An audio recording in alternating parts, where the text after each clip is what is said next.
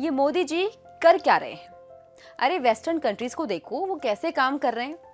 India का कुछ नहीं हो सकता, ये तो गया काम से। पैंडेमिक में वेस्टर्न कंट्रीज को फॉलो क्यों नहीं कर रहे हैं पीएम मोदी?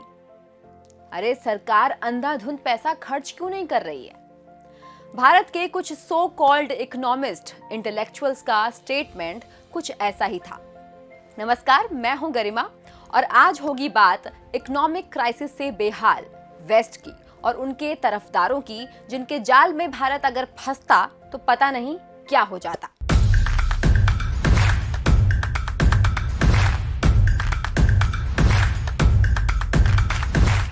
पैंडेमिक के बाद वेस्टर्न कंट्रीज इस वक्त इकोनॉमिक क्राइसिस से गुजर रहा है। पैंडेमिक के दौरान बिना योजना के अंधाधुंध खर्च करने की उनकी पॉलिसी अब उन्हें भारी पड़ रही है।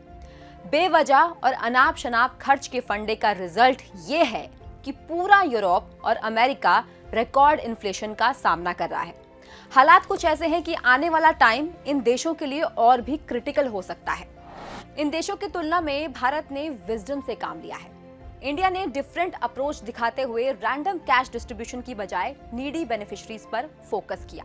रिजल्ट ये हुआ कि आज जहां western countries economic crisis face कर रही हैं, इंडिया की इकोनॉमी ग्रो कर रही है। जीडीपी के मामले में इंडिया ने ब्रिटेन को भी पीछे छोड़ दिया है। अब वो महान अर्थशास्त्री कहीं नजर नहीं आ रहे हैं जो पैंडेमिक के समय बैग भर भर के ज्ञान दे रहे थे कि इंडिया वेस्ट को फॉलो क्यों नहीं कर रहा। भारत ये अपनी किस तरह की रणनीति अपना रहा है। इवन उन लोगों ने पीएम मोदी को क्रिटिसाइज करने के लिए कोई कसर नहीं छोड़ी। सबसे पहले बात करते हैं नोबेल पुरस्कार विजेता अभिजीत बनर्जी की। मोदी सरकार ने मार्च 2020 में कोविड-19 पैंडेमिक के फर्स्ट वेव के दौरान $23 बिलियन के स्टिमुलस पैकेज की घोषणा की थी। मई में अभिजीत बनर्जी ने राहुल गांधी के साथ एक बातचीत में भारत सरकार से इकोनॉमी को रिवाइव करने के लिए और भी बड़े पैकेज की सलाह दी थी। 2021 में कोविड के सेकेंड वेव में वो सरकार की पॉलिसी पर सवाल उठाते हैं और इंडियन गवर्नमेंट से ज्यादा खर्च करने के लिए कहते हैं, लेकिन अब वो कहीं नहीं दिख रहे। कहां हैं बनर्जी साहब? अब किसी इकोनॉमिकल एडवाइस के लिए सामने क्यों नहीं आते हैं? बेचारे रघुराम राजन का तो हर नैरेटिव, हर भविष्यवाणी फेल हो जाती है। अप्रैल 2020 में आरबीआई के पूर्व गवर्नर रघुराम राजन ने कहा था कि जो चाहिए उस पर खर्च करो, बस खर्च करो। सितंबर में तो रघुराम राजन ने कहा था कि फ्यूचर स्टिमुलस के लिए ई सोर्स कंजर्व करने की सरकार की योजना सेल्फ डिफीटिंग है। मतलब इन्होंने सरकार को हारा हुआ बता दिया। जब ये भी गांधी जी के तीसरे बंदर की तरह हो गए, मतलब मुंह पर हाथ रखकर चुपचाप बैठे हुए हैं। लगातार ज्ञानबाजी करने वाले रघुराम राजन साहब खामोश हो गए हैं, टोटल बोलती बंद टाइप।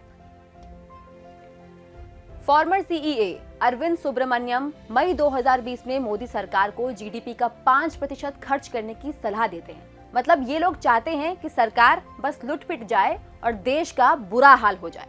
बिजनेस प्रेस ने भी अपने एडिटोरियल्स में इन सेलिब्रिटी इकोनॉमिस्ट के साथ अपना कोरस सेट कर लिया है। लाइव मिनट की बात करते हैं। फर्स्ट लॉकडाउन में मुश्किल से 2 हफ्ते हुए थे जब 10 ट्रिलियन रुपए की योजना पर जोर दिया जा रहा था। ये देखिए। एक और ओपिनियन एक्सपर्ट हैं कौशिक बसु, जिन्होंने यूपीए सरकार के दौरान अपनी सर्विसेज दी थी और ये वही टाइम था जब महंगाई टॉप लेवल पर थी, घोटाले खूब हो रहे थे।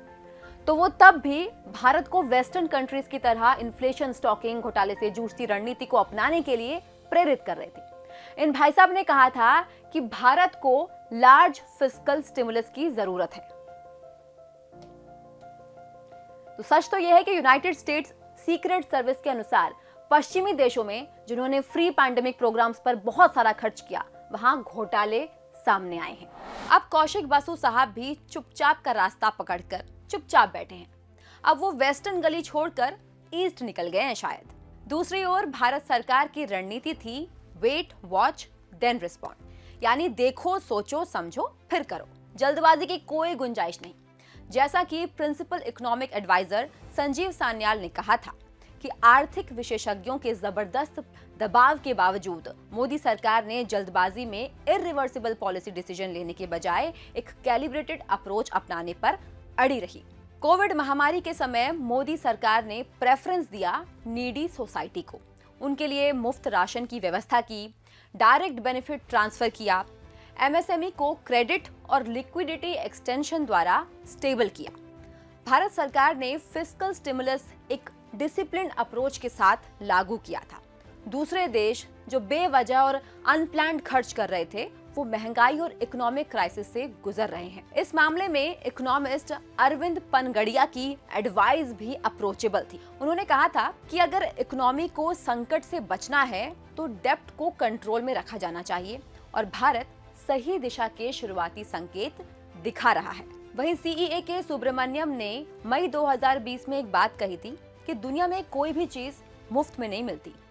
सितंबर 2020 में फाइनेंस मिनिस्टर निर्मला सीतारमण ने कहा था कि सरकार स्टिमुलस मेजर्स की एक और दौर के लिए ओपन है और केंद्र सरकार कोविड-19 महामारी से प्रभावित 2020 से 21 के लिए एक विकास और बजटरी एस्टिमेट्स के साथ सामने आएगी।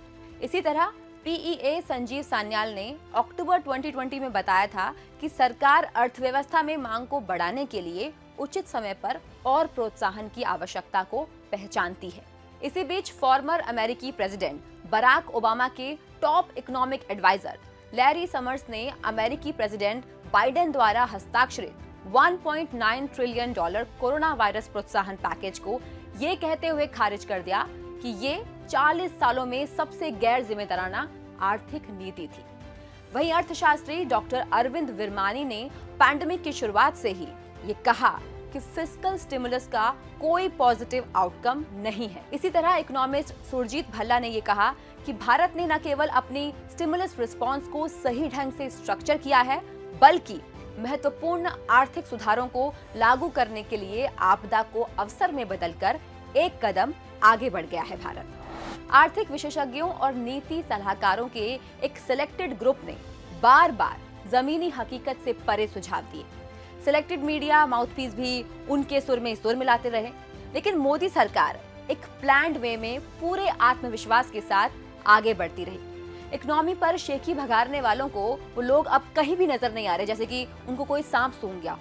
जब भी मोदी सरकार कुछ अलग, कुछ बेहतर करने की ओर बढ़ती है, ये लोग वेस्टर्न की डफली लेकर उसी की नकल करने की सलाह देने लगते हैं। पर अपने इरादों से मोदी सरकार ने ये जता दिया कि 100 साल में एक बार आई खतरनाक महामारी से 130 करोड़ देशवासियों को सुरक्षित रखते हुए कैसे देश की इकोनॉमी को फर्राटे के साथ आगे बढ़ाया जा सकता है।